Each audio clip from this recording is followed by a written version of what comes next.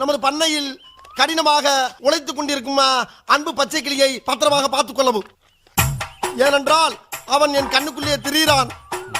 அதுபோக அவன் மாடு மேய்க்கும் போது அவனுக்கு வெயிலில் நடக்க விடாமல் அவனுக்கு ஒரு புல்லட்டு வாங்கி கொடுத்து, பேண்ட் செட்டும் வாங்கி கொடுத்து, ஒரு தொப்பியும் வாங்கி கொடுத்து போட்டிருக்காருயா.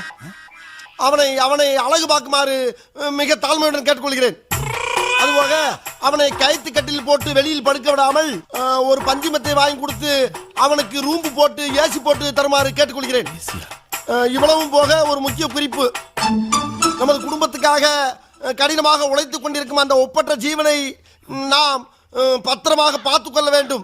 அப்பொழுதுதான் நாம் எல்லோரும் பத்திரமாக இருக்க முடியும். ஏண்டா மொத்தமே 4 வரி தான் இருக்கு. 4 வரி தான், ஆனா கூட்டெழுத்துல எழுதியிருக்காரு அவரு. கூட்டெழுத்தா? அதுடா கூட்டெழுத்து. நான் படிச்சிருக்கல கூட்டெழுத்து. அந்த டீச்சர்ட்ட அப்படிதான் எழுதிருப்பாங்க.